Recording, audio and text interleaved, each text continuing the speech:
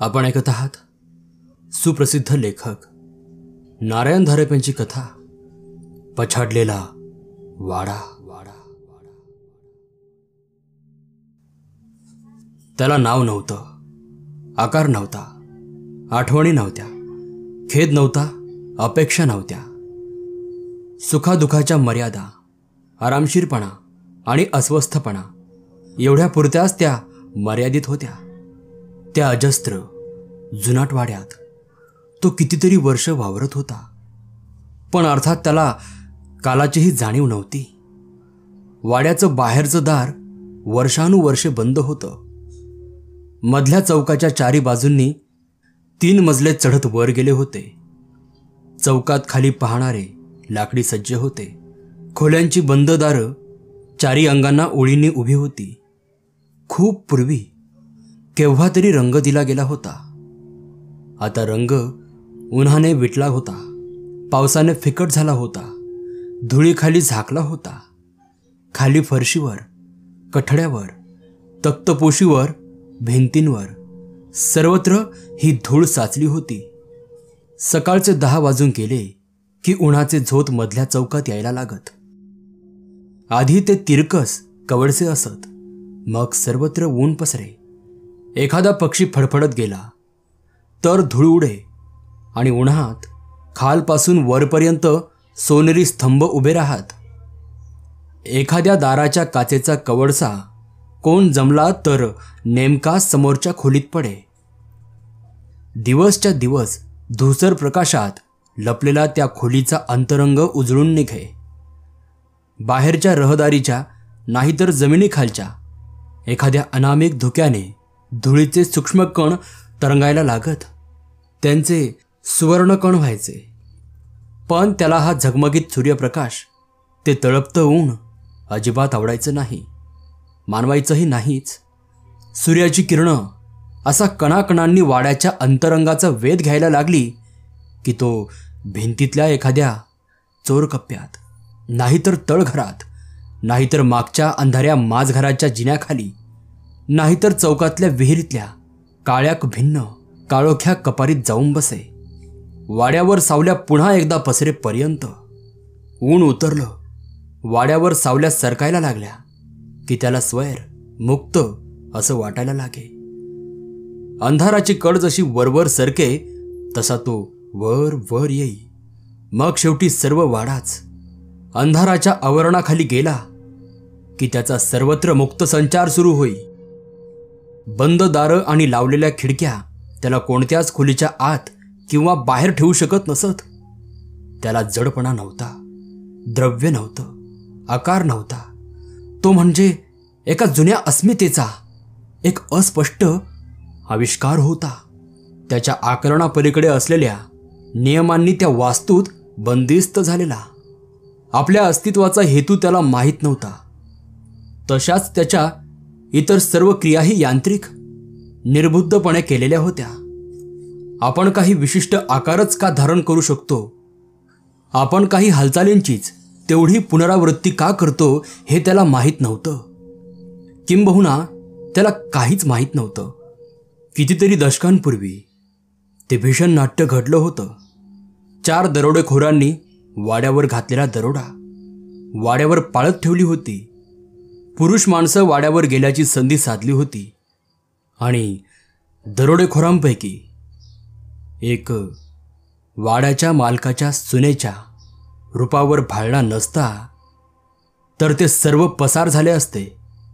कारण वाड्यात फक्त बाई माणसं आणि 1-2 म्हातारे होते. पण तो एकजण काम वासनेने पेटलेला होता. तिच्या पाठलागावर गेला. ज्या खोलीत तिने स्वतःला कोंडून घेतलं होतं त्या खोलीचं दार फोडण्यात काही वेळ गेला होता. तो खोलीत शिरून तिच्या शरीराशी झोंबाझोंबी करायला लागला. तोच त्या चौघांच्या दुर्दैवाने पुरुष मंडळी वाडीहून परत आली. बाकीचे 3 दरोडेखोर लूट तशीच टाकून निसटले. हा एकच, नाव लक्षा, मात्र त्यांच्या हाती सापडला. त्याच्या अक्षम्य अपराधाला मृत्यूखेरीज दुसरी शिक्षाच नव्हती. त्याच्या विनवण्या, त्याचं रडणं, भेकणं, त्याच्या किंचाळ्या सर्व कानांवर पडत होत्या. त्याला मृत्यू आला तो कणाकणानं आला. हाडांचा भोगा झाला, स्नायू पिंजले गेले, शरीरातली नस पिरगाळली गेली होती. त्याचा निर्जीव देह त्यांनी वाड्याबाहेर फेकून दिला. तेव्हाच कोठे त्यांच्या डोळ्यांवरचा खून उतरला. ज्या वेदनेत लक्षाला मरण आलं त्याच वेदनेच्या कोशात त्याचा आत्मा अडकला होता. तीव्रतेची परिसीमा गाठलेल्या अंतिम क्षणाच्या या भावना, त्यांच्याच पिंजऱ्यात तो कायमचा अडकून राहिला होता. पण त्याला काहीच माहीत नव्हतं. केवळ आपला पूर्व इतिहासच नव्हे तर क्षणाक्षणातून आरपार जाणारं आपलं व्यक्तित्वही तो विसरला होता. आपण कोण हे त्याला माहीत नव्हतं. इथे का आहोत, काय करतो आहोत, का करतो आहोत, त्याला काहीच माहीत नव्हतं. किंबहुना असे काही प्रश्न अस्तित्वातच असतात हेही त्याला माहीत नव्हतं. काचेच्या पेटीत कैद झालेल्या मुंगीत आणि त्याच्यात काही फरक नव्हता. अंधारलेल्या खोलीतून आणि काळोख्या जिन्यावरून रात्री त्याचा वावर सुरू होई. माझघरात, स्वयंपाकघरात, खालच्या दिवाणखान्यात, मग वरच्या मजल्यावरच्या शयनगृहात माणसांचा वावर झाला होता. त्यांच्या भावनांचा इथे उत्सर्ग झाला होता. राग, लोभ, द्वेष, माया असे अनेक विकार. ती जड वास्तूही या विकारांनी भारली होती. विकारांचा त्याच्यावर फार परिणाम होई. वाहत्या पाण्याला खालचा तळ जसा आकार देतो तसे हे विकार त्याला घडवीत असत. माणसांनी उत्सर्जित केलेल्या या विचार स्रोतात अनेक मानसचित्रे होती आणि त्याच्या नकळत त्याच्या इच्छेविरुद्धच जवळजवळ त्याचे सर्वस्व या विविध आकारात साकाळायला लागे. मग रात्री चंद्राच्या एखाद्या कवळशात किंवा खिडकीच्या मळकट काचेतून झिरपत आत आलेल्या अंधुक तारकाप्रकाशात स्वयंपाकघरात एखादी वृद्ध स्त्री वावरताना दिसे, किंवा जिन्यावरून पावलांचा आवाज न होता एखादी 7-8 वर्षांची चिमरुडी पोरं धावत येई, किंवा बाहेरच्या सोप्यावरच्या धुळीने माखलेल्या झोपाळ्यावर पांढऱ्या केसांचा एखादा म्हातारा बसलेला दिसे. एखादी वेळी वरच्या खिडकीतून अर्धवट चेहरे रात्रीचा काळोख पाहत, किंवा एखाद्या अगदी अंधाऱ्या रात्री वरच्या चुन्या गच्चीवर कोणीतरी एरझारा घालताना दिसे. पण या प्रतिमा मागे कोणताही दुष्ट हेतू नव्हता. हे कोणाला भिवविण्यासाठी नव्हतं. ते सर्व आपोआपच घडलं होतं. मात्र एखादा पांथस्थ अजाणतेपणी त्या वाड्यात रात्रीचा मुक्कामाला आला असला तर त्याची भीतीने खासच बोबडी वळली असती. शहरात जागेची टंचाई झाली. तळघरांना, अरगळीच्या खोल्यांना, एवढंच काय जिन्याखालच्या आडोशांना सुद्धा भाव आला होता. तेव्हा मग त्या वाड्याच्या विश्वस्थांनी विद्यापीठाशी मोठा फायदेशीर सौदा करून वाडा विद्यापीठाला विकून टाकला. जोपर्यंत तिथे विद्यापीठाच्या एका विभागाचे कार्यालय होते तोपर्यंत फक्त दिवसाच, आणि तेही सकाळचे 9 ते संध्याकाळचे 6 तिथे माणसांचा वावर होता. तरीही हिवाळ्याच्या दिवसात जास्त कामासाठी कार्यालयात मागे राहिलेले 2 लेखनिक आणि 1 शिपाई यांना त्या वाड्यातल्या त्या अनामिक अस्तित्वाचा प्रभाव जाणवला होता.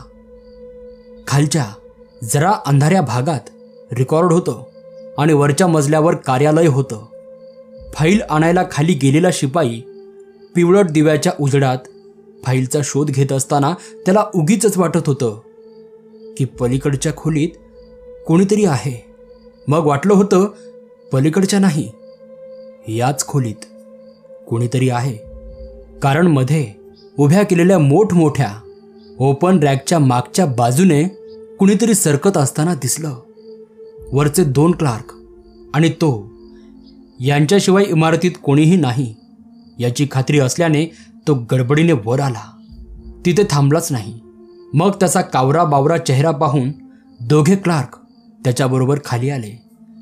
रेकॉर्डची खोली रिकामी होती, पण ते तिघेही तिथे जास्त वेळ थांबले नाहीत. दिव्याखालीच काय तो पिवळा प्रकाश होता.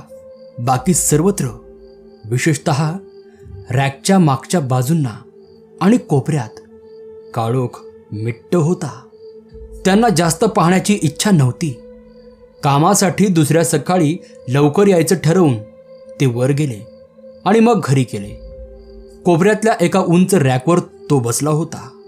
दिवा मालवला जाताच खाली आला होता. तसं त्याच्यात पाहायला काहीच नव्हतं. धुक्याचा एखादा पातळसा थरच, पण त्याच्यात विलक्षण खळबळ माजली होती. माणसाच्या इतक्या निकट सहवासात तो प्रथमच आला होता. वर नव्यानेच आलेल्यांचा वावर त्याला जाणवत होता. पण तो दिवसा.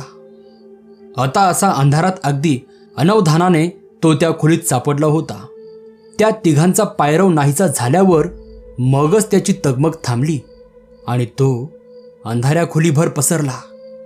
पण या एक घटनेच्या पडसादांनी जी श्रंखला जन्माला आली तिचे परिणाम मात्र दूरवर पोचणारे होते.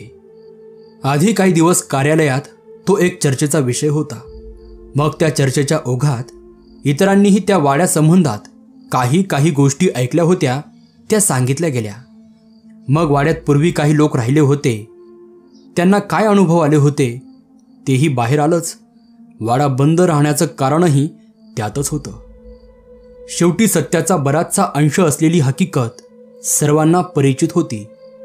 अंधारानंतर सहसा कोणी निदान एकट्या दुकट्याने तरी वाड्यात राहीनासं झालं. जगदाळे जेव्हा विभाग प्रमुख म्हणून बदलून आले तेव्हा ही परिस्थिती होती.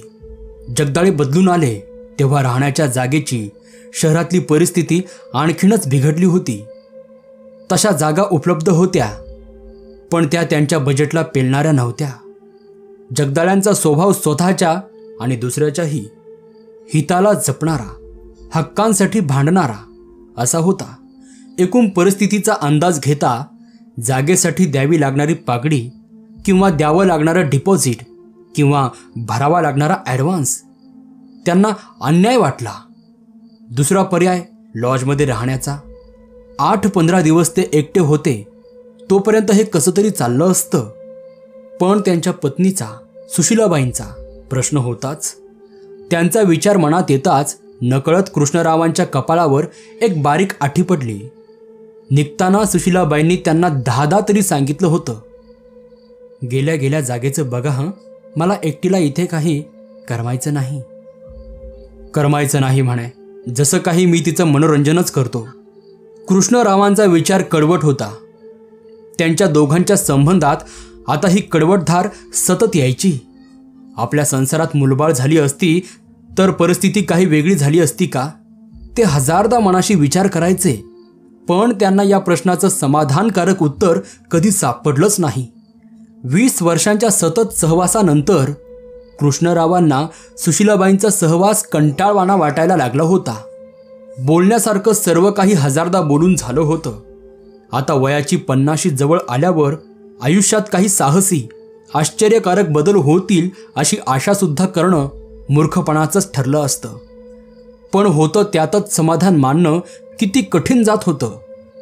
मनातल्या कडवटपणापासून द्वेषाची भावना दूर ठेवणं किती कठीण जात होतं.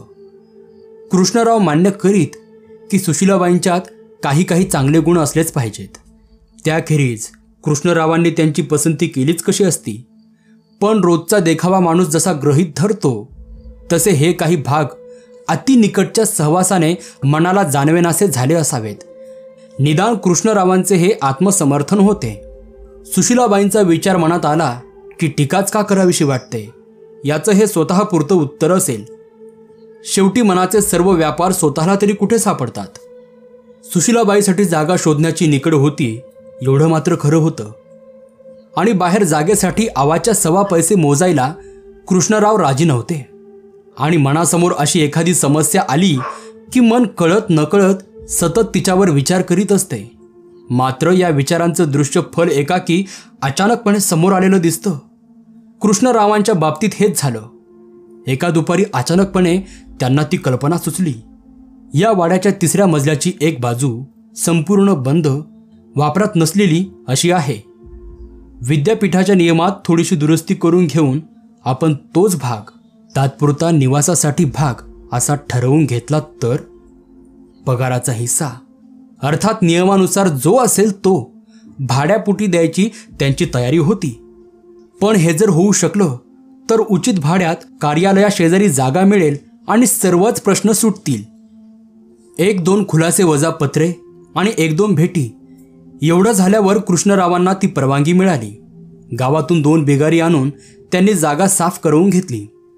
कृष्णरावांचं बेत ऑफिसमधल्या लोकांच्या कानावर जायला वेळ लागला नाही आणि त्यांच्यापैकी 1-2घांनी कृष्णरावांना त्यापासून परावृत्त करण्याचा प्रयत्नही केलाच. पण काही ऐकीव गोष्टींपलीकडे ते कृष्णरावांना काहीच जास्त सांगू शकले नाहीत आणि अर्थातच कृष्णरावांचे मन वळवू शकले नाहीत.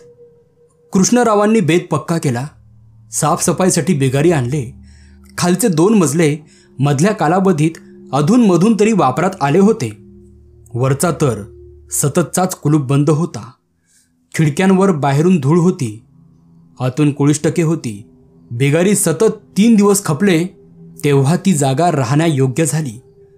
रंगांचा हात झाला. वीज, पाणी सर्व काही सुरू झालं. आणि मग एका सुट्टीला रजा जोडून घेऊन कृष्णराव गेले आणि सुशीलाबाईंना घेऊन परत आले. शहरात आल्यावर सुशीलाबाईंचे पहिले 15-20 दिवस अगदी गडबडीत गेले. जागा नवीन होती, मांडणी नवीन होती, वस्ती, रस्ते, माणसं, रुटीन सर्व काही नवीन होतं. त्यांच्या मरगळलेल्या मनाला या नाविन्याने तरतरी आली होती. आधी त्यांना खालच्या कार्यालयातली वर्दळ आवडली नाही, पण मग त्याचीही सवय झाली. पण एकदा का कर्मचारी निघून गेले की सर्वत्र शांतता पसरायची. त्यांच्या वरच्या मजल्याच्या खिडकीच्या पडद्या अडून त्या खालच्या चौकात पाहत असतानाच लोक भराभर सायकली घेऊन दारांना कुलपं लावून निघून जायचे. इतकी स्तब्धता पसरायची की हीच का काही क्षणांपुरती गजबजलेली जागा, असा मनाला संभ्रमच पडावा. निश्चल डोहाच्या पाण्यासारखी स्तब्धता. खाली चौकातून ऊन लवकर जायचं, सावल्या यायच्या, काही भाग अंधारून जायचा. पण वर 3ऱ्या मजल्यावर मात्र चक्क ऊन असायचं. मोकळी हवा असायची. मन कसं प्रसन्न असायचं. सुशीलाबाई नव्या उमेदीने संध्याकाळच्या स्वयंपाकाला लागायच्या. आणि मग 15 दिवसांनी हेड क्लार्क देशपांड्यांच्या पत्नी सुशीलाबाईंना भेटायला आल्या. त्या मध्यम वयी होत्या. घरात सून आली होती. खोलीत पाय टाकल्यापासून घरात काय सामान आहे, सुशीलाबाईंचे कपडे कसे आहेत, एकूण सांपत्तिक स्थिती कशी आहे इकडेच होते. हे सुशीलाबाईंना समजले. चहा बिस्किटे झाल्यावर त्या बोलण्यासाठी बाहेरच्या खोलीत बसल्या. खालची माणसं गेली की अगदी सुनं वाटत असेल, नाही? हे असतात हो घरी, आणि कलकलाट थांबला की बरंच वाटतं. देशपांडेबाई म्हणाल्या, सोबतीला एखादा गडी वगैरे असतो का झोपायला? छे भाई, म्हणजे तुम्ही दोघंच्या दोघंच फक्त? हो. ते काय आता नवीन आहे? देशपांडेबाई म्हणाल्या, बऱ्या बाई धीराच्या तुम्ही. माझी नसती हो हिंमत झाली. म्हणजे कसं म्हणता? काहीच न समजून सुशीलाबाई म्हणाल्या. देशपांडेबाई आश्चर्याने म्हणाल्या, म्हणजे तुम्हाला काहीच माहीत नाही? नाही. जास्तच गोंधळात पडत सुशीलाबाई म्हणाल्या, साहेबांना ऑफिसमधल्या कुणीतरी सांगायला हवं होतं. देशपांडेबाई म्हणाल्या, पण काय ते तरी सांगा ना. सुशीलाबाईंनी प्रश्न केला. या वाड्यात एका दरोडेखोराला ठेचून मारण्यात आला आहे. देशपांडेबाई म्हणाल्या. सुशीलाबाई एकदम स्तब्ध झाल्या. हे इतकं अनपेक्षित होतं की त्यांना काय विचार करावा तेच सुचत नव्हतं. गोष्टीचा आणखी भाग बाहेर येण्याची त्या वाट पाहतच राहिल्या आणि त्यांचा अपेक्षाभंग झाला नाही. घडलेला तो प्रसंग मुळातच इतका नाट्यपूर्ण आणि भीषण होता की त्यात देशपांडेबाईंना पदरचं काही घालण्याची जरुरीच नव्हती. ऐकता ऐकता सुशीलाबाईंच्या शरीरावर एक सरसरीत काटा उभा राहिला. कुणीतरी तुमच्या साहेबांना सांगायला हवं होतं की ही जागा राहण्यासाठी चांगली नाही.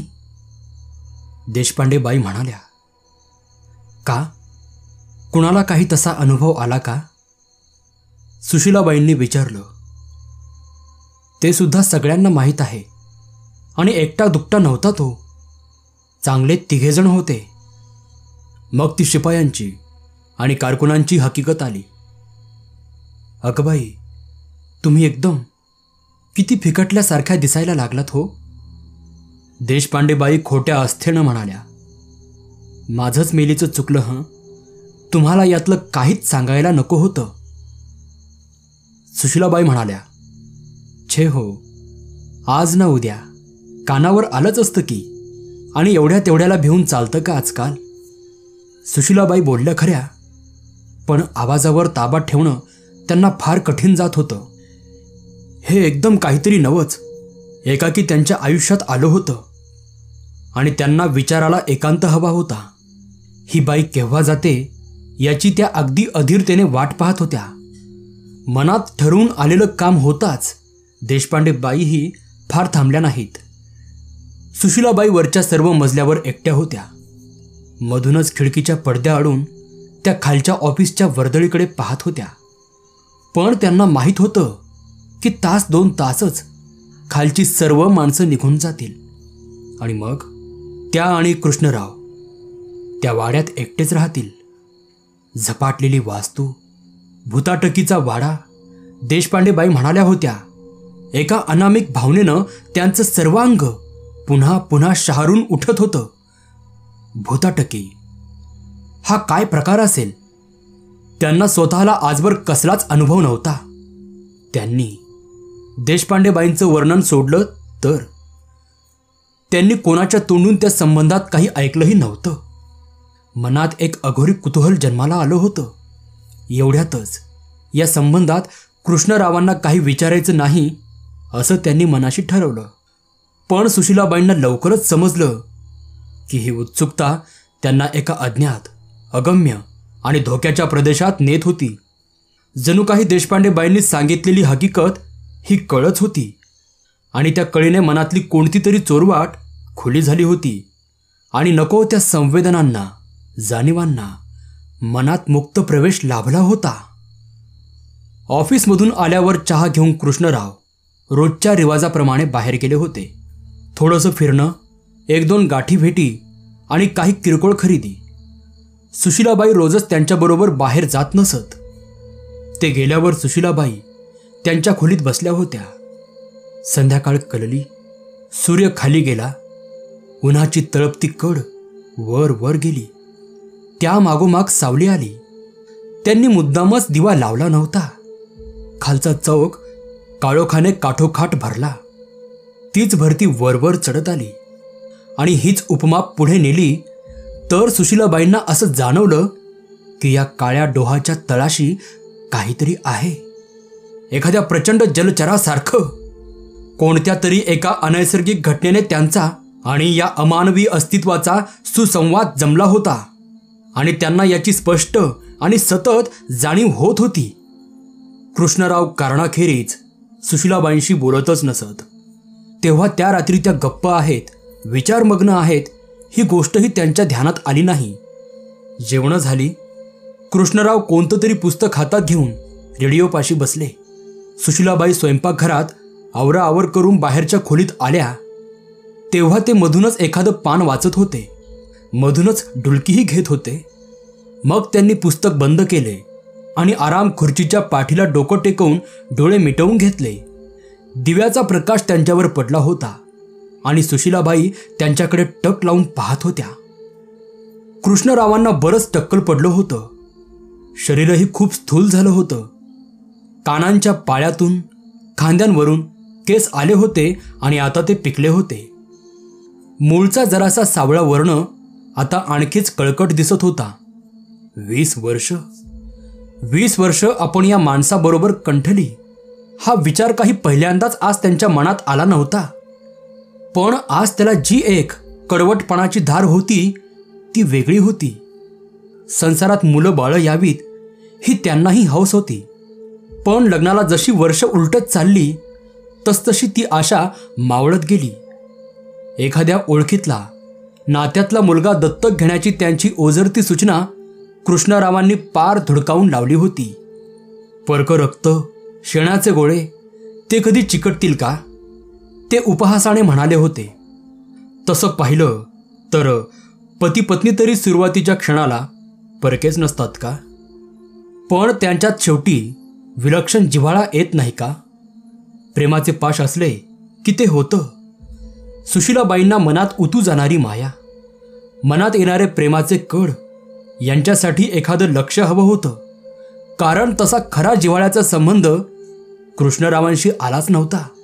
आता बेडौल पवित्र्यात पेंगणाऱ्या कृष्णरावांकडे पाहताना मनातला हा टीकेचा सूर दूर ठेवणं सुशीलाबाईंना फार फार कठीण जात होतं. यांचा स्वभाव जर असा नसता, जरा वेगळा असता, प्रेमळ असता, तर मग मी अगदी सारं काही खपवून घेतलं असतं, त्या मनाशी म्हणत होत्या. आजवर कधी मनात न आलेले विचार आत्ता ते इथे येत होते. जणू काही या भारलेल्या वास्तूत मनात खोलवर दडून बसलेले सर्व विचार खेचून बाहेर काढण्याची शक्ती होती. प्रेमाचे रूपांतर संकोचात, संकोचाचे भिडेत, भिडेचे त्रयस्थपणात, त्रयस्थपणाचे परकेपणात आणि परकेपणाचे अनिच्छेत केव्हा झाले हे त्यांनाही कळलं नाही. पण कृष्णरावांसंबंधी मनात निर्माण झालेली नाआवड मनात दडपायला त्यांना फार कष्ट पडायला लागले होते.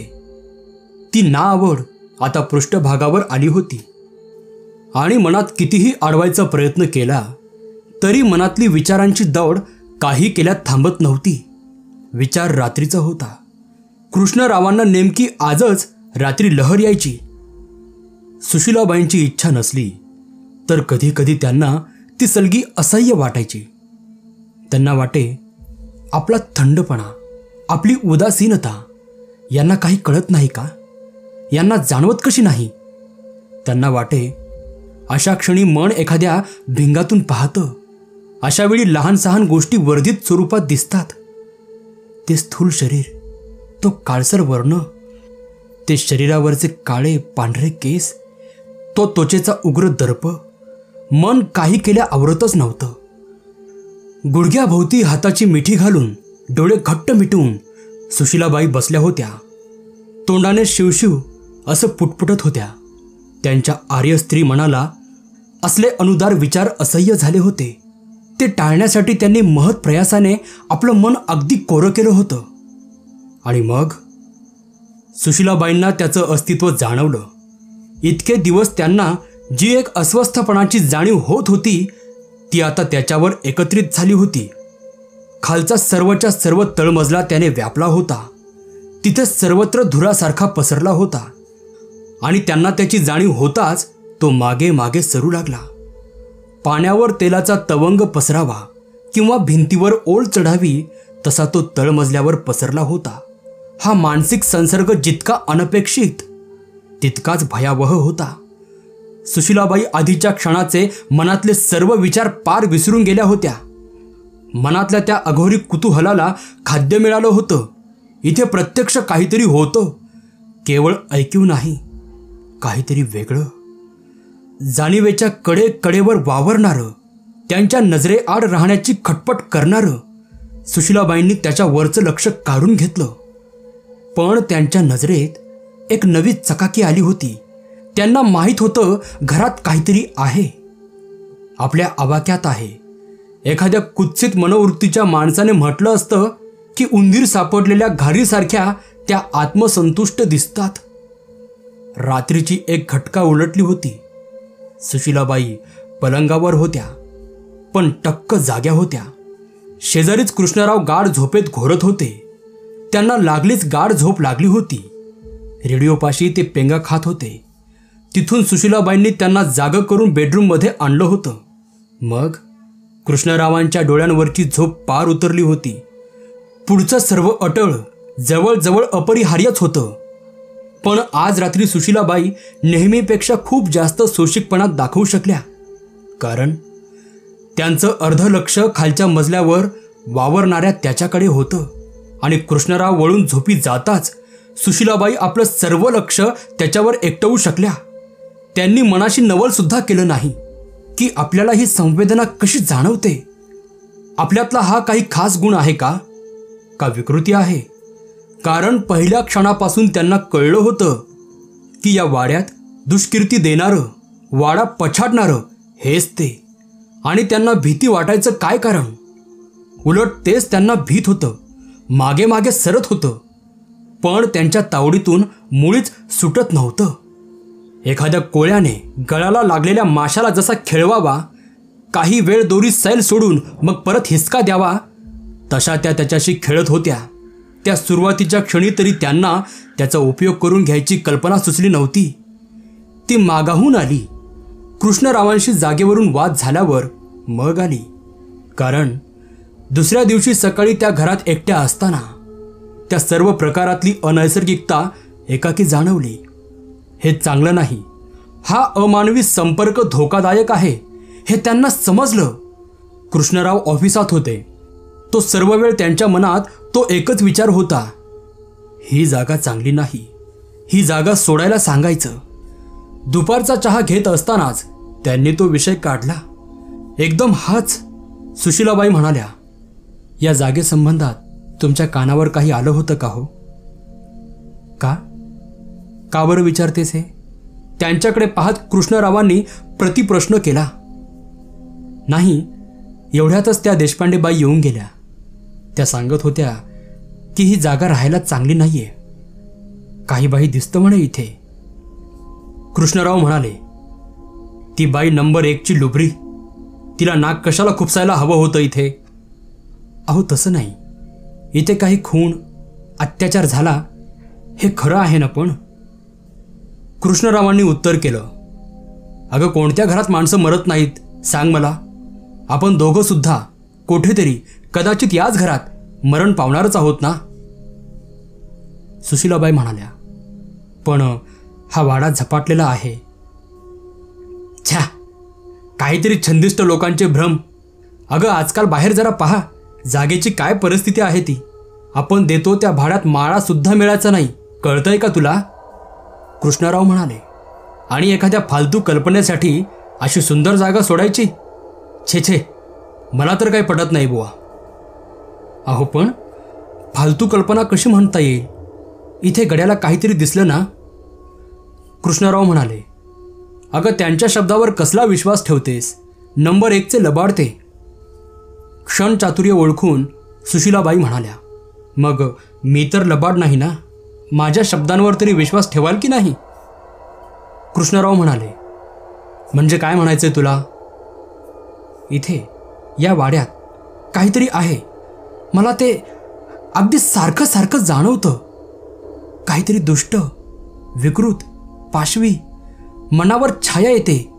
मनात नाही ते भलते भलते विचार येतात. खरंच सांगते, कुठेही चला, पण या जागेत नको. बापरे, हे नवीनच काय आहे तुझं? काय म्हणतेस तरी काय? कृष्णराव आश्चर्यचकित होऊन म्हणाले. सुशीलाबाईंनी सर्व काही पुन्हा एकदा सांगितलं किंवा सांगण्याचा प्रयत्न केला, पण तो यशस्वी झाला नाही. त्या सर्व व्यापी, सरपटत्या, झिरपटत्या अस्तित्वाची कल्पना शब्दांनी देता येणार तरी कशी? सुशीला, मी सांगू का? कृष्णराव जरासे हसत म्हणाले, हे सगळे मनाचे भास आहेत अगं. प्रकृती ठीक नसली, काही अपचन वगैरे झालं की हे असले प्रकार चालतात, की हे असले प्रकार जाणवतात. मी तर म्हणेन की तू एकदा आपली नीट वैद्यकीय तपासणी करून घे. जरा काही टॉनिक, गोळ्या असं काही घेतलंस ना की होशील परत ठणठणीत, अगदी पूर्वीसारखी. काही क्षण सुशीलाबाई काहीच बोलल्या नाहीत. पूर्वीसारखी? त्यांना काय माहीत की माझ्यात सतत बदल होत आहे. मी पूर्वीसारखी यापुढे कधीच होणार नाही म्हणून. मग काही वेळाने त्या पुन्हा एकदा समजावणीच्या स्वरात म्हणाल्या, हे पहा, मला खरोखरीच भास वगैरे होत नाहीत. इतका का माझं मला कळत नाही? कृष्णरावांचा चेहरा आधीच त्रासिक आणि मग कठोर झाला. सुशीला, हे बघ, मी सहसा हट्टीपणा करीत नाही, पण या एका बाबतीत मात्र मी तुझं ऐकणार नाही. तुम्हा बायकांना बाहेरच्या जगाची नसते कल्पना. एखाद्या भ्रामक कल्पनेपायी सर्व घडी विस्कटवून टाकायला कशा तयार होता तुम्ही? मी एवढ्यातच जरा सुटकेचा श्वास सोडत होतो तर हे लचांड मागे. या बाबतीत मी तुझं काहीही चालू देणार नाही. त्यावर सुशीलाबाई काहीच बोलल्या नाहीत. कृष्णराव एकटेच बाहेर गेले. संध्याकाळभर सुशीलाबाई एकट्या होत्या आणि मनात विचार थैमान घालत होते. आपण आयुष्याच्या चौरस्त्यावर आलो आहोत असं त्यांना वाटत होतं. पुढे काय करावं याचा आत्ता इतका संभ्रम त्यांना यापूर्वी कधीच पडला नव्हता. कदाचित अशी निर्वाणीची वेळ यापूर्वीही आली नसेल. पण आता ती आली होती. आता जे काही होईल ते अपरिवर्तनीय असेल. त्यांना खात्री वाटत होती. रात्रीच्या जेवणाच्या वेळी त्यांनी पुन्हा एकदा जागा बदलण्याचा विषय काढून पाहिला, पण कृष्णारावांच्या कल्पनाशक्तीचा अभाव हीच एक पोलादी अभेद्य भिंत झाली होती. सुशीलाबाई म्हणतात तसं असण्याची काही शक्यता आहे एवढं सुद्धा मान्य करायला ते तयार नव्हते. तेव्हा मग रात्र. कृष्णराव स्वतःशीच पुटपुटत आडवे झाले होते आणि पाहता पाहता झोपी गेले होते. सुशीलाबाई मात्र टक्क जाग्या होत्या. मनावर त्यांनी कितीही निर्बंध घालण्याचा प्रयत्न केला, पण अवखळ मुलासारखं ते त्याच निषिद्ध गोष्टीकडे आकर्षलं जात होतं. सभोवतालच्या अंधारलेल्या खोलीचा, मग बाहेरच्या सज्जाचा, तळमजल्याचा वेध घेत होतं. दुसऱ्या मजल्यावरून तिसऱ्या मजल्याकडे येणाऱ्या जिन्याचा, वरच्या पायरीपाशी ते बसलं होतं. एक अनियमित आकार, क्षणात तवंगासारखा पसरणारा, क्षणात एकत्र येणारा, भयमिश्रित तिरस्काराने ओतप्रोत भरलेला, त्याच्या मनातून एकदम खाली तळघरात गुडूप अंधारात या शोधणाऱ्या स्त्रीपासून दूर दूर जायचं होतं. पण तिच्या मनाचा पाश त्याला जखडून ठेवित होता. एकीकडे सुशीलाबाईंच्या शरीराचा भीतीने थरकाप होत होता, पण त्याचवेळी मनावर एक अघोरी धुंदी चढत होती. त्यांना त्याचा तिरस्कार, त्याची भीती सर्व काही जाणवत होतं. आणि मग सुशीलाबाईंनी शेवटचं निर्णायक पाऊल घेतलं. त्यांनी पवित्रा बदलला. त्यांना केवळ जिन्यापाशीच ठेवण्याऐवजी त्याला पुढे पुढे खेचायला लागल्या. प्रत्येक इंचाला ते मागे सरत होतं, झगडत होतं, पण तरीही पुढे पुढे येतच होतं. जिन्यातून वर, मग बाहेरच्या खोलीत, आणि मग शेवटी त्यांच्या खोलीत. पलंगापाशीच त्याचा अभद्र ढीक साचला होता. शरीरातली सर्व शक्ती गेल्यासारखं सुशीलाबाईंना वाटत होतं. गात्रात त्राणच उरलं नव्हतं. सर्व शरीर गारठून गेलं होतं, पण आता माघार घ्यायची सोय नव्हती. ते जमिनीवर पसरलेलं जणू त्याचीच जीवनशक्ती शोषून घेत होतं. कारण पाहता पाहता त्याला एक आकार यायला लागला. ते जमिनीवर उठून बसलं आणि मग उभं राहिलं.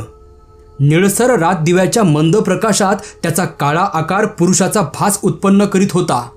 खांदे वाकले होते. चेहऱ्याच्या जागी एक फिकटसर लंब गोल होता. त्यावर त्याहूनही अस्पष्ट अवयव होते. आणि मग सुशीलाबाईंच्या कानावर एक घोगरा आवाज आला, किंवा त्यांना आल्यासारखा वाटला. मनातल्या विचारांनाच त्यांनी कल्पनेने ध्वनी रूप दिलं असेल. तुला काय हवं आहे माझ्यापासून? हा सुशीलाबाईंसाठी अभिज्ञाचा क्षण होता. सत्याला सामोर जायची वेळ आली होती. सत्य आपल्या निर्गुण स्वरूपात त्या काळ्या छायेशेजारी उभं होतं आणि त्या दोहोंपैकी सत्यच जास्त भयानक होतं. माझ्यापासून काय हवंय तुला? ते विचारित होतं. आपण ही मनातली अपेक्षित सुप्त शक्ती रोजच्या सरावाने का वाढवली? आत्ताच्या क्षणी या अभद्र आकाराला आव्हान का केलं हे सुशीलाबाईंना पुरेपूर माहीत होतं. कृष्णराव, आयुष्याची जीवघेणी 20 वर्ष दुःखाने, एकटेपणाने जीव पिचून गेलेला. त्यांचा तो स्वार्थीपणा, त्यांचं आत्मसंतुष्ट व्यवहारी शहाणपण आणि ती सलगी. त्यांना वाटलं हे दोष आत्तापर्यंत आपल्याला दिसलेच का नव्हते? का दिसूनही आपण तिकडे संपूर्ण दुर्लक्ष केलं होतं? पण आता त्या दुर्लक्ष करू शकत नव्हत्या. मनात खोलवर दबून राहिलेला तिरस्कार आता एखाद्या ज्वालामुखीसारखा धगधगत्या जळत्या लाटांनी बाहेर येत होता आणि मनातल्या उरल्या सुरल्या कोमल भावनांची राख राख करून टाकीत होता. या अतिरेकी उद्रेकाने त्यांचे डोळे दिपून गेले. जणू काही त्या जन्मापासून अंध होत्या आणि आत्ताच त्यांना दृष्टी प्राप्त झाली होती. मनावरील भीतीचं कवच जीर्ण वस्त्रासारखं गळून पडलं. शरीराचा कण आणि कण एका असामान्य शक्तीच्या प्रभावाखाली रसरसत होता. सुशीलाबाई पलंगावर उठून बसल्या आणि कृष्णरावांकडे बोट करीत मोठ्यानं म्हणाल्या, या माणसाला मार, याला तुझ्यासारखं कर, याला मार. ती काळी आकृती सावकाश हल्ली. बिछाण्याला वळसा घालून कृष्णरावांपाशी पोचली. क्षणाक्षणाला ती अधिक अधिक स्पष्ट होत होती. शेवटच्या क्षणी तर पलंगावर एक माणूस ओणवा झालेला दिसला. त्यांची कठोर आज्ञा पालन करण्यासाठी. आणि अगदी शेवटच्या क्षणी तो पांढरा चेहरा आणि त्यात अंगारासारखे जळणारे लाल डोळे पाहून सुशीलाबाई एका नव्या भीतीने शहारून ओरडल्या, नाही नाही, नको, ते नको, तू जा इथून. ती आकृती तशीच थांबली. मग ओणव्यानेच वळून सरळ झाली. तो अभद्र चेहरा वर येत असतानाच ती आकृती धुसर होऊन विरघळून गेली. सुशीलाबाईंनी अंग गादीवर ढकलून दिलं. त्यांचे सर्व अंग घामाने ओलेचिंब झाले होते. सर्व शरीर हिव भरल्यासारखे थरथर कापत होते. त्यांनी ब्लँकेट पार डोक्यावरून ओढून घेतली आणि तोंडाने शिवशिव शिवशिव असा देवाचा धावा सुरू केला. मोहाचा प्रसंग समोर आला म्हणजेच कसोटी लागते. त्या कसोटीला तो उतरेल तेव्हाच तो सत्प्रवृत्त ठरतो. सुशीलाबाईंवर ही वेळ आजवर कधीच आली नव्हती. भारतीय स्त्रियांच्या मर्यादात त्या राहत आल्या होत्या. सामाजिक आर्थिक सर्व गरजा भागवत होत्या. पण आता मानसिक गरजांचा यक्ष प्रश्न समोर उभा राहिला होता आणि मनाला मोह होत होता. त्या मोहाविरुद्ध त्या झगडत होत्या. दिवसाच्या प्रत्येक क्षणी आणि रात्री तर हा संघर्ष आणखीच उग्र होई. शेजारीच आत्मसंतुष्ट कृष्णराव गाढ झोपेत मोठमोठ्याने घोरायला लागले की तळमजल्यावर वावरणाऱ्या त्या पिशाच्याला वर खेचण्याचा मोह जवळजवळ अनावर येई. ते आपली आज्ञा तंतोतंत पाळील ही त्यांची खात्री होती. कृष्णरावांबद्दल मनात भडकून उठलेल्या द्वेषाग्नीत हे तेलच होते. हा द्वेष एकदा मनात व्यक्त झाल्यावर मग तो कमी व्हायच्या ऐवजी सतत वाढत चालला होता. सुशीलाबाईंना जाणवत होतं की आपल्या स्वभावात काहीतरी बदल होत आहे. पण ती क्रिया थोपवणे तर राहोच, पण मंद करण्याचीही शक्ती त्यांच्यात राहिली नव्हती. शरीराच्या एखाद्या भागाला कॅन्सर व्हावा आणि त्या माणसाने हतबल होऊन असहाय्यपणे शरीराचा कणाकणाने होणारा नाश पाहत राहावा अशीच त्यांची अवस्था झाली होती. त्या एका हिंस्र मार्गाखेरीज बाकीचे सर्व बंद झाले होते. क्षणभर वाटलं एकटीनेच दूर निघून जावं. वेळीच कल्पना. सध्याच्या सामाजिक परिस्थितीत केवळ अशक्यच. आणि अगदी समजा त्यांनी हिया केलाच तर जाणार कुठे, राहणार कुठे, उदरनिर्वाह कसा करणार, स्वतःचं संरक्षण कसं करणार. त्या उलट समजा कृष्णरावांना काही अचानक झालं, त्यांचा विमा होता, बचत खातं, इतरही काही रक्कम मिळण्यासारखी होती. कृष्णरावांना काही झालं तरच मनात विषवल्लीसारखा वाढणारा विचार, सहज साधन हाताशी होतं म्हणून मनावर भुरळ पाडणारा, स्वतः कृष्णरावांच्या अंगावर हात टाकण्याचा विचारही सुशीलाबाईंच्या मनात शिवला नसता. पण ही गोष्ट वेगळी नव्हती का? तरीही त्यांनी तो विचार महत्प्रयासाने मनाच्या तळाशी खोल गाडून टाकला असता. जर त्यांना एका संध्याकाळी खोलीत लक्षात दिसला नसता तर. पदराला हात पुसत त्या खोलीत आल्या आणि दाराच्या आत एका पावलावरच थबकल्या. कोपऱ्यात लक्षा उभा होता. खांदे खाली गेलेले, पांढरा फटक चेहरा, मानेत रुतलेला, लाल तांबारलेले डोळे त्यांच्यावर खिळलेले. आणि जेव्हा सुशीलाबाईंना हे पिशाचं पाहून भीती वाटण्याऐवजी ते इथं कसं आलं याचं नवल वाटलं, तेव्हा त्यांनी आपल्या मानसिक अधोगतीची पुरी कल्पना आली. यावेळी त्यांनी ते बोलावलं नव्हतं. कदाचित एकदा आव्हान झाल्यावर त्याची शक्ती वाढली असेल, किंवा ते चोरून त्या झोपेत असताना त्यांची शक्ती शोषण करीत असेल. ते घोगऱ्या आवाजात पुटपुटलं, केव्हा? सुशीलाबाईंचा जीव क्षण मात्र हादरला. काळजाचे ठोके क्षण मात्र थांबले. मेंदूत धोक्याच्या इशाऱ्याच्या घंटा खणखणत होत्या. त्या हे काय करीत होत्या, हे काय पाहत होत्या, कशाचा विचार करीत होत्या. आणि समजा या पिशाच्याला कृष्णरावांची हत्या करता आली असती तर मग पुढे काय? त्यांना काय संरक्षण? हे त्यांच्या ताब्यात राहीलच हे कशावरून? त्यांच्या अनुच्चारित प्रश्नाला उत्तर म्हणून की काय? ते खसखसलं. मला तूच शक्ती देतेस. तुझ्याखेरीज मला वेगळं अस्तित्व आहेच कुठं? आणि समज हे गेले. सुशीलाबाईंनी अधपाताच्या मार्गावरचे आणखी एक पाऊल घेतले. आणि इथेच तुझ्यासारखे अडकून राहिले तर? पापी आत्मेच मागे अडकतात, घोगऱ्या आवाजात तो म्हणाला. आणि मग माझं काय? माझी वेळ झाली की मग? पश्चाताप झाला की पापाची निष्कृती होत नाही का? त्या खर्जातल्या आवाजात एक कुत्सित मिस्किल छटा असल्याचा सुशीलाबाईंना भास झाला. पण मनाचा तोल आधीच गेला होता.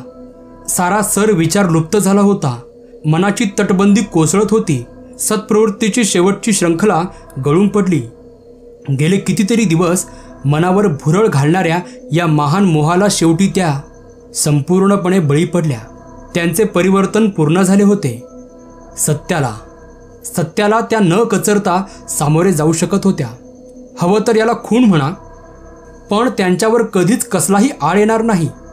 एक क्षण मात्र त्यांना नवल वाटलं. कृष्णरावांच्या अचानक मृत्यूने लोकांना काय वाटेल? हृदयविकाराचा झटकाच वाटेल. पण त्यांना त्याच्याशी काय करायचं होतं? त्यांच्यावर कोणतीही तोहमत येणार नव्हती आणि स्वतःच्या मनाचा आरोप. मग ते पिशाच्च म्हणालच होतं. मागाहून पश्चातापाच्या मनाने ईश्वराची करुणा भाकायची. मग आजची रात्र सुशीलाबाई फुटफुटल्या. एका आज्ञेसरशी समोरच्या त्या लाल डोळ्यात एक असुरी ज्वाला भडकून उठली. मी तिथे हजर असायला हवं का? सुशीलाबाई चाचरत म्हणाल्या. मुळीच नाही, फक्त तू मला आज्ञा दे. मी तुला माझ्या पतीला कृष्णरावांना ठार करण्याची आज्ञा देते. नाही, मी कोणालाही ठार करू शकत नाही. फक्त देहातून आत्मा स्वतंत्र करू शकतो. मला त्या शब्दात आज्ञा दे.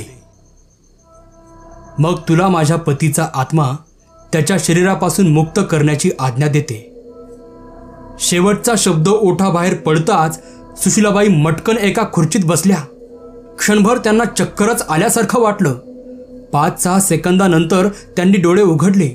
खोली त्यांना वेगळी दिसत होती का? बाहेरचं जग बदललं होतं का? नाही, बदल झाला होता, पण तो त्यांच्यात. त्यांनी एक लक्ष्मण रेषा ओलांडली होती. बोललेला शब्द माघारी घेता आला असता तर त्यांनी तो घेतला असता, पण ते अशक्य होतं. त्या एका वेगळ्या प्रदेशात पोचल्या, जिथे ते पिशाच्च त्यांचा सांगाती होतं आणि जिथे पाशवी शक्ती सत्ताधिष्ठित होत्या. त्यांना हेही कळून चुकलं होतं की पश्चाताप हा केवळ एक शब्द होता, निरर्थक. त्यांना आता हे नवं जोखड कायमचं खांद्यावर घ्यावं लागणार होतं. मगाशी त्यांना वाटलं तरी कसं की या कर्मासाठी आपल्याला काहीच किंमत मोजावी लागणार नाही का? त्या उठल्या आणि खोली बाहेर येता येता म्हणाल्या, आज रात्री मी त्यांना तुझ्याकडे पाठवते. आयुष्यातल्या आजवरच्या 20 वर्षांच्या संध्याकाळी सारखीच तीही संध्याकाळ गेली. फक्त ही अखेरची संध्याकाळ होती. कृष्णराव रोजच्या सारखे व्यवस्थित जेवत होते. गरम चपात्या, लसणीची चटणी, लोणकडं तूप, गोड ताक. सुशीलाबाईंना मात्र एकही घास गिळता गिळवेना. पलीकडच्या बेडरूममध्ये वावरणारं ते अस्तित्व त्यांच्या जाणीवेआड एक क्षणभरही होत नव्हतं. ते आता काय करीत असेल? मगासारखंच कोपऱ्यात उभं असेल का वर वॉर्डरोबरवर मुडपून बसलं असेल का दारामागेच कृष्णरावांची वाट पाहत त्यांच्यासाठी दबा धरून बसलं असेल? जेवणानंतर ते मधल्या खोलीत आले होते. कृष्णराव रेडिओपाशी बसून वाचता वाचता पेंगायला लागले होते. हीच त्यांची शेवटची झोप सुशीलाबाईंना वाटलं.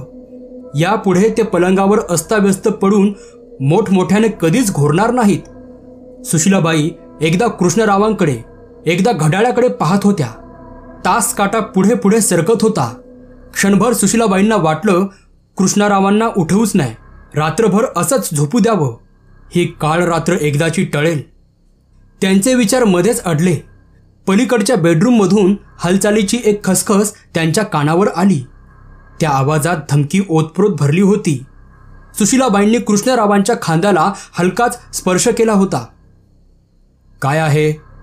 एकदम जागे होऊन ते गडबडून म्हणाले. बाप रे, 10 वाजले वाटतं. खुर्चीतून उठून त्यांनी एक मोठा आळस दिला. झोपावं आता? येतेस? ते दाराकडे वळता वळता म्हणाले. तुम्ही व्हा पुढे, मी येतेच 5-1 मिनिटात. फार उशीर करू नकोस बरं. चालता चालता ते म्हणाले. पुन्हा एकदा त्यांना वाटलं कृष्णरावांचा हात धरून त्यांना मागे ओढावं, काहीतरी किंचाळावं, या घरातून दोघांनी कायमचं कुठेतरी दूर दूर निघून जावं. पण त्या क्षणी त्यांच्या शरीरातली सर्व शक्ती नाहीशी झाली होती. त्या पुन्हा त्याच खुर्चीत मटकन बसल्या. तोंडून एक शब्द निघेना, की हाताची एवढीशी सुद्धा हालचाल करवेना. त्या पलीकडच्या खोलीतल्या पिशाच्चाने त्यांची शरीरातली सर्व शक्ती खेचून घेतली होती. त्या एकमेव प्राणघातक प्रहारासाठी ते सज्ज होतं. कृष्णराव मधल्या दारापाशी काही क्षण थांबले. पाठ खाजवता खाजवता ते म्हणाले, उद्या लवकर उठायला हवं बरं का? आणि मग ते बेडरूमचं दार ढकलून आत गेले. सुशीलाबाईंच्या डोळ्यातून आसवं गळत होती. देवा, मला क्षमा कर. त्या पुन्हा पुन्हा म्हणत होत्या, मला क्षमा कर. यांना काहीही होऊ देऊ नकोस देवा. एक क्षण विलक्षण थरारक शांततेचा गेला. मग बेडरूममधून ती किंचाळी आली. अकल्पनीय भीतीने भरलेली, चिरकत्या आवाजातली किंचाळी. सुशीलाबाई एकाकी ताठ बसल्या. किंचाळी एका हुंदक्यात संपली आणि त्या मागोमाग एखादी खूप मोठी अवजड वस्तू दणकन जमिनीवर पडल्याचा आवाज आला. त्या दणक्याने सर्व खोली हादरली. छताला टांगलेला दिवा झोके घ्यायला लागला. खोलीतल्या सावल्या नाचायला लागल्या. सुशीलाबाईंना शरीरात परत आलेली शक्ती जाणवली. याचा एकच अर्थ होता, त्यांचं काम झालं होतं. त्याला आता या शक्तीची आवश्यकता नव्हती. किंवा आता ते परत एकदा आल्या त्या ठिकाणाकडे जात असेल, किंवा कदाचित ते आता अशा एखाद्या मितीत असेल की जिथे मानवी मूल्यांचा काही अर्थच नव्हता. त्यांना एकदम समजलं की आता त्यांना त्याची जाणीव होत नव्हती. ते त्या खोलीतही नव्हतं. सर्व वाड्यात कुठेही नव्हतं. सुशीलाबाई जागच्या जागी खिळून बसल्या होत्या. कृष्णराव पलीकडच्या खोलीत खाली फरशीवर मरून पडले होते. हा मृत्यू भयाने आला होता आणि या भयाचा जन्म त्यांच्या पत्नीच्या महाभयंकर तिरस्कारातून झाला होता. ही गोष्ट काही केल्या त्यांचं मन स्वीकारूच शकत नव्हतं आणि जागचं हलायची त्यांच्यात शक्तीच नव्हती आणि त्या खोलीत जायची तर हिंमतच नव्हती. या क्षणी त्यांच्यातला मानव लोप पावला होता. त्याची जागा एका असुराने घेतली होती. या पुढच्या जन्मातला क्षण आणि क्षण त्यांचा स्वामी सैतान होता. घड्याळात 10:30चा टोल पडला आणि शांततेचं कवच खळखळत फुटलं आणि घड्याळाचा टोल जणू एखादा संकेतच असल्यासारखा आता त्या पलीकडच्या खोलीतून एक आवाज त्यांच्या कानावर आला. सतरंजी सरकवल्याचा आवाज. कोणीतरी अवजड शरीराची व्यक्ती उठून बसून उभी राहिल्याचा आवाज. खोलीत धडपडती हालचाल केल्याचा आणि मग पावलांचा आवाज आणि मग कष्टाने घेतलेल्या घरघरत्या श्वासांचा आवाज. कृष्णराव खोलीतून बाहेर येत आहेत. सुशीलाबाईंना वाटलं. आधी त्यांना एक विलक्षण सुटकेची भावना जाणवली. कृष्णराव मरण पावले नव्हते. त्यांच्या खुनाचं पाप सुशीलाबाईंच्या माथी नव्हतं. पण ही सुटकेची भावना लगोलग नाहीशी झाली. कारण त्यांना समजलं की हा पावलांचा आवाज कृष्णरावांच्या पावलांचा नाही. हा घरघरता कष्टाचा श्वास घेणाऱ्या माणसानं खूप खूप दिवसात श्वास घेतलेला नाही. जे कोणी किंवा जे काही खोलीबाहेर येत होतं ते कृष्णराव खासच नव्हते. खोलीच्या लोटलेल्या दारावरून त्यांना आपली नजर काही केल्या काढवेना. पलीकडच्या बाजूने येत होतं तरी काय? खरोखर ते नरकातच कुजत पडायला हवं होतं. पण ते आता इकडे येत होतं. त्यांच्याकडे दार हलवायला लागलं. तसा त्यांनी किंचाळायचा प्रयत्न केला, पण घसा थिजला होता आणि आवाज आला नाही. खुर्चीचे हात त्यांनी घट्ट घट्ट धरले आणि दार उघडताच त्या एखाद्या दगडी पुतळ्यासारख्या निश्चल झाल्या. फक्त डोळे पाहत होते आणि कान ऐकत होते. शरीर कृष्णरावांचंच होतं. चेहरा पांढरा फटक होता. हात ढिलेपणाने दोन्ही बाजूंना लोंबत होते. पण त्या चेहऱ्यातले डोळे कृष्णरावांचे खासच नव्हते. सुशीलाबाईंच्यावर जळत्या द्वेषाने खिळलेले अंगारासारखे लाल डोळे आणि शरीर इंचा इंचाने पुढे आणताना छातीतून खरखरत बाहेर पडणारा कष्टाचा श्वास. त्यांच्या दिशेने येत येत ते आपल्या घोगऱ्या आवाजात म्हणत होतं, मी या वाड्यात कसा शांततेत राहत होतो. तू आलीस आणि माझा छळवाद मांडलास. का? मला हे काहीही नको होतं. शांतता हवी होती. का मला हे करायला लावलंस? का? दोन्ही हात पसरून ते जवळ येत होतं. त्या हातांचा स्पर्श होण्याच्या क्षणी सुशीलाबाईंचा आवाज एकदाच आणि शेवटचा परत आला. एक दीर्घ आर्त किंचाळी त्या वाड्यात घुमली, पण ती अर्धवटच थांबली. नमस्कार मित्रांनो, मी नागसेन बोर्डे. सुप्रसिद्ध लेखक नारायण धारप यांची ही कथा होती पछाडलेला वाडा. ही कथा तुम्हाला आवडली असेल तर व्हिडिओला लाईक, कमेंट आणि चॅनलला सबस्क्राईब करायला विसरू नका. धन्यवाद.